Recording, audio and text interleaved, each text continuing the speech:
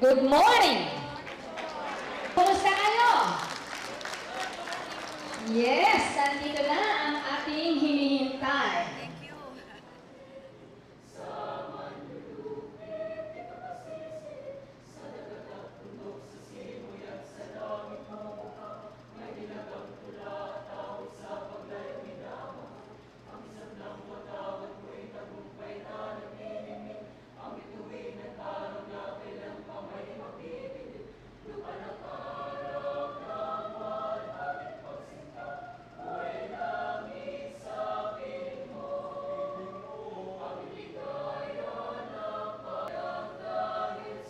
Give us the privilege to have her with us. And you see, David family lang ang kapiling ng minamahal nating ina. Maraming salamat po, minamahal namin ina. Kami po inyong pinagbigyan.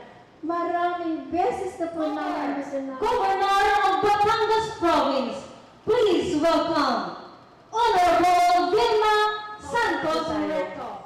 Good morning to each and everyone. How's your morning? Have you eaten your breakfast? Don't worry, same here. Gutom na rin po.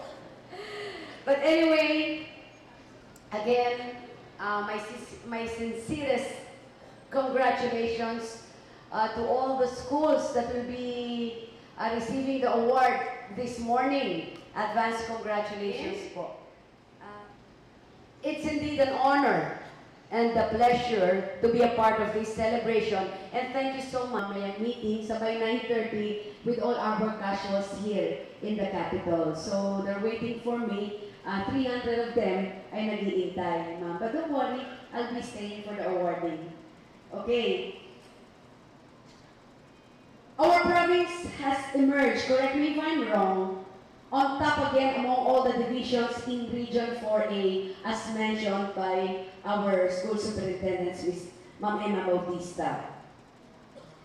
In the 2010 National Achievement Test, my congratulations with our elementary schools obtaining an overall mean percentage score, or we call it yung MPS po. Correct me if I'm wrong.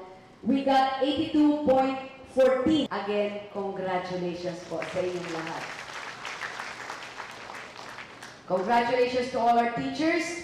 Thank you so much for consistently doing a very wonderful job. All your hard work, resourcefulness, patience, sacrifices, and your devotion to your teaching duties have paid off again. Alam ko po na sa pangangailangan ng ating pong mga guro,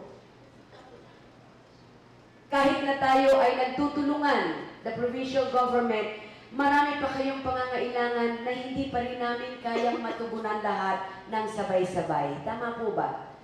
Ngunit alam ko at alam niyong lahat that our provincial government is doing its best para na sa ganon ay yung pangangailangan pang karagdagan ng mga guro ay amin pong maibigay. Naiintindihan ko rin po ang plight ng ating pong mga guro. In fact, pagbigyan niyo lamang ako because now I am on my second term, so I still have another 3 years in serving our province. It's just a matter of priorities. Pagpasok lamang po ng aking second term, I hope you understand, my priorities now ay tugunan ang nagiging problema muna ng ating lalawigan. Ang number 1 po dito ay yung nangyayaring problema natin sa Taal Lake. Tama po ba? Yung alert, nagkaroon tayo ng alert level number 2 regarding po sa pagsabog ng baka sakali sumabog ang ating pong lawa ng Taal. At ito'y dapat bigyan po ng pagpapahalaga dahil ang kapalit nito'y buhay ng mga tao. So we concentrated on this. And then next, kasunod naman bigla, yung basyang. So, again, kahit sabihin mong hindi tayo ang natumbok, marami po ang naging biktima dito sa lalawigan ng Batangas. O ang aking mga anak sa mga guro kaysa sa magulang. Because ang ating mga anak, they stayed in school almost the whole day. Alam ko, high school po yung aking si Ryan Christian. So pagpasok, kailangan 8 o'clock na sa school. Uuwi yan ho, mga 4 o'clock na. Pagdating sa bahay, tutoring, gagawang assignments. Tama ba? To all your future undertakings, I know it's not easy, but we will all work as partners. Andito po ako para tulungan sa abot, ulitin ko, sa abot ng aking makakaya, ang pang-edukasyon ko pong programa. And vice versa, please, pakiusap ko rin naman po, tulungan nyo rin po ako na aside sa ating lahat ng recognitions na ito nakukuha, kaya pa natin itaas pa. Pwede mo ba? Not even for ourselves. Let's do it for our children because they are our future. So to each and everyone, my congratulations again. Keep up the good work and may God bless us all. Magandang umaga po sa inyong lahat. Yes, and to entertain us, Juan C. de Lunas Memorial Elementary School, Kalang Elementary School, Lukban Elementary School, Elementary School, Don Leon Martinez Memorial Elementary School, and Gao Elementary School. Palakpakan po natin. the next is Balayan West District.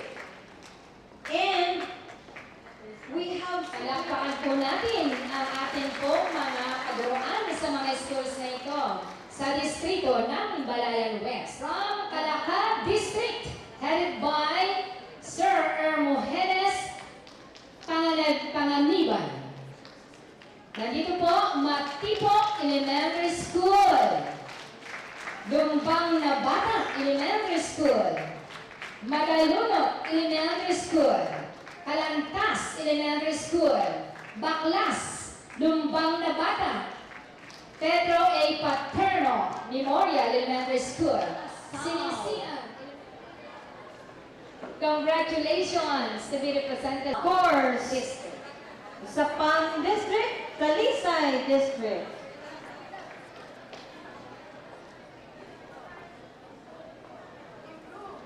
From Area 4 of mga sa Galipata, Mariana. Congratulations.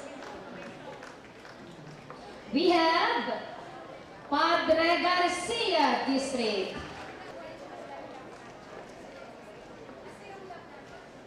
And Rosario East District. Congratulations. Congratulations. Rosario Arias.